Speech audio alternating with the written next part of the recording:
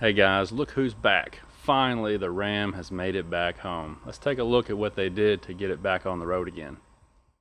So according to my service invoice here, they used dye to trace the leak, and then they replaced the chain case cover, cylinder head cover, some of the fuel injector supply, hoses, tubes. They also did an engine oil and filter change since they put dye in it. To diagnose it. That way I don't have to worry about the dye floating around in my oil. It says that they found the engine was wet above the AC compressor, which is pretty much where it was coming from when I noticed it. And they removed the injectors, and they found that one of the injectors was seized in the head, and according to the tech, it took him a long time to get that out. Had rust on the injector, and it just would not come out.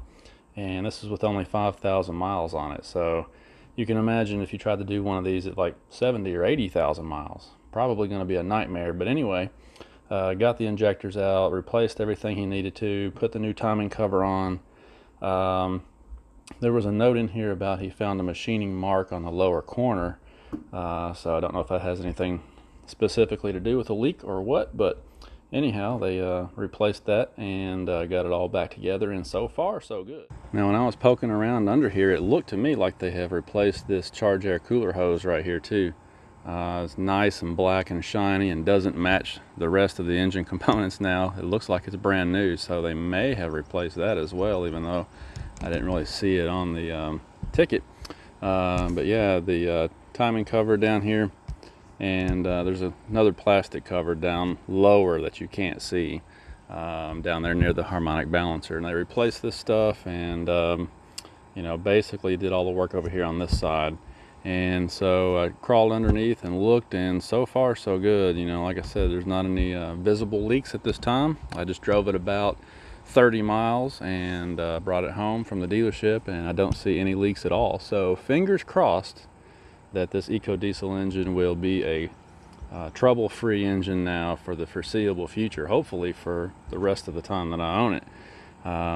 Since it's a lease, you know, probably 3 or 4 more years I'll be turning it back in anyway, unless it treats me really well and I decide to keep it. But knowing me, that's unlikely.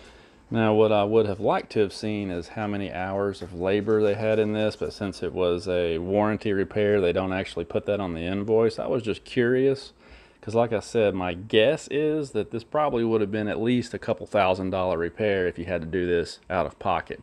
But since they didn't put the hours of labor on there, it's hard to really tell, and obviously there's, without looking up these part numbers, there's no way to know exactly what it would have cost. But bottom line is, this would have been a very expensive repair if you didn't have the warranty.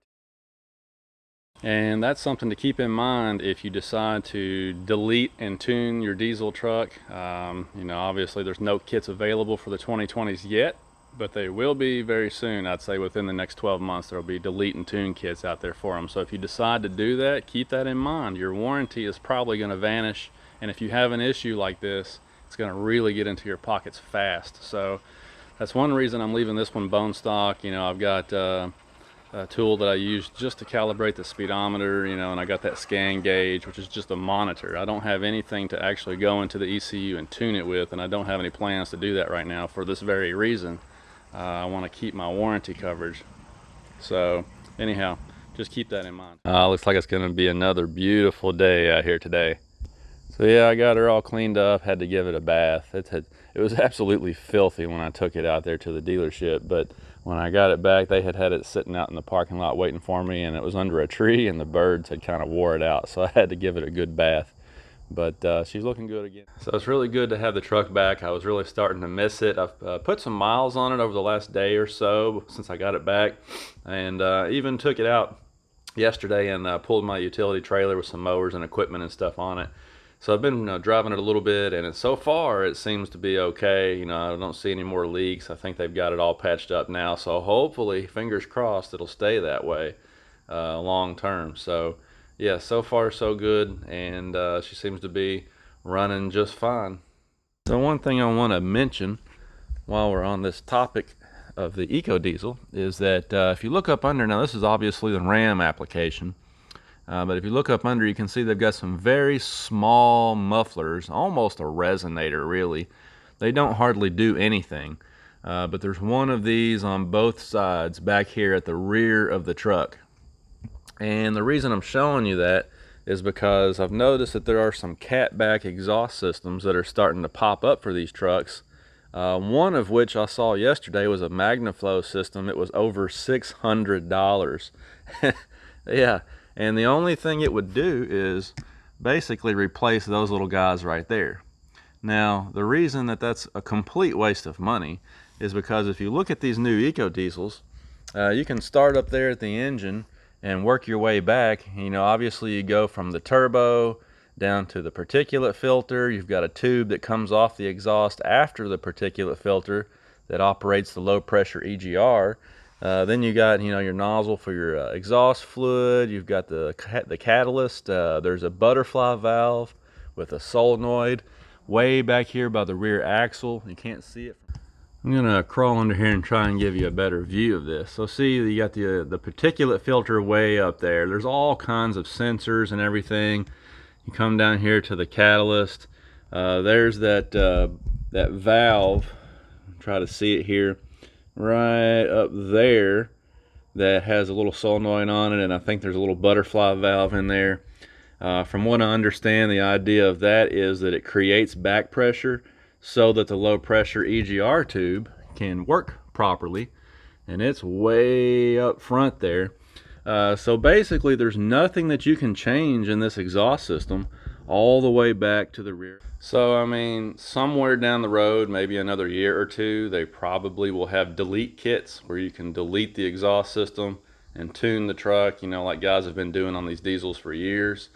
But like I was mentioning the other day, obviously your warranty is going to vanish if you do that, and it's also illegal, obviously, so there's a lot of guys who aren't going to want to do that. So bottom line is, the only part of the exhaust system that you can do anything with is that little bitty section behind the rear axle, and that's not going to make any difference. You're going to pick up zero power, almost no difference in sound. It's just a waste of time to even do that. So my opinion is that these catback systems that are coming out for the diesels, not going to be worth it. That's just my opinion, because all of your restriction is in all that emissions stuff. Those little bitty mufflers back there, you know, they're not going to really decrease flow at all. So all the issue is going to be in that section where the emissions equipment is, and that's thousands of dollars worth of equipment on there that you don't want to tamper with. So FYI, you know, if you're thinking about the catback systems, I think the money would probably be spent better somewhere else. These Milestar tires are holding up pretty well again. I've got, you know, a few thousand miles on them, and they're doing really well. They see gravel roads all the time. I tow with them. They've been out to the off-road park, and you can see these things. The great thing about these tires is they wear evenly, and they just hold up really well. And also they balance so well. This is the third set of these. I've had 2 sets myself, and we put a third set on my cousin's Ram 2500. All of them have balanced out perfectly the first time around. So, you know, when you're looking at these brands that you haven't really heard of, that aren't necessarily name brands, a lot of people are worried about quality. And I can assure you, after having 3 different sets of these things, the quality is there. Just a really good tire. I mean, they balanced out smooth as silk. I can run this truck up to 80 miles an hour, no shimmy, no vibration at all. So very, very happy with these tires, and hopefully they will keep on hanging in there really nicely. Be interesting to see how they do when winter comes. We didn't have a whole lot of snow last year, so couldn't really test them very much, but I'd love to get these in some snow and see how they do. They're great in the rain. You know, they've got all that siping and all these little chamfers and grooves and things in here. So they do really good job in the rain, actually. I'm pretty pleased with them for a mud terrain tire to do so well in the foul weather, but I want to get them in the snow, try them out in the snow. But yeah, so far so good. Pretty good purchase, and the price is hard to beat. These things are generally $400 or more less than a set of you know, Nittos or BFGs or Goodyears or whatever. So you save a bunch of money and you get a great tire with these Milestars. So far so good there as well. So other than that, projects are kind of on hold. Finally got the truck back. The Mustang went to the shop to get some paint work done on it. That one side looked really good. I think I showed you guys that side. The other side of the car had the original paint on it still, so I'm getting that side painted and having it all match up and look decent. I did have to trace down some pretty serious vacuum leaks. I was getting like 10 to 12 miles per gallon hand calculated, which is not normal at all for a Mustang GT. So I knew something was wrong. I just didn't know exactly what it was.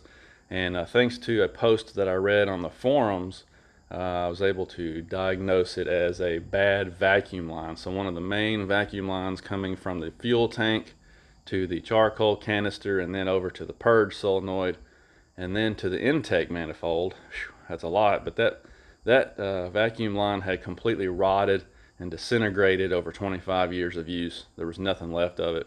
Had a big split right down the side of it. So I had to go get some vacuum line from the auto parts store and patch all that up. And while I was at it, I also ran some fuel injector cleaner through it, and I pulled out the mass airflow sensor and cleaned it with that CRC mass airflow sensor spray that you can buy. So I basically just went over some of those common things, and happy to report that it did fix the issue. I filled the tank back up, put 40 or 50 miles on the car, and it was just starting to come off full. So that's looking like it's going to be normal now for a Mustang. Those things should get 19 to 20 miles per gallon average if you're doing a mix of city and highway driving. That's what I've always gotten out of them before, and it looks like I'm kind of on pace to do that again. So hopefully that's fixed. Everything's good to go in the car, just got to get it back from the paint shop, and then we'll clean it up real good, detail it, and it's going to be cool because like I said, you don't see stock 95 GTs around anymore. And those things are technically starting to become classic cars now, believe it or not. So I might just kind of clean it up, and I'm going to do a few things to it, but I'm going to try and keep it close to stock, I think, just because of the cool factor now, So anyway, I appreciate you guys watching. Glad to have the EcoDiesel back home again. Just keep in mind, if you're going to go get one in your Jeep or your Ram, you better make sure you keep your warranty intact because you might need it. Thanks for watching, guys. Talk to you later.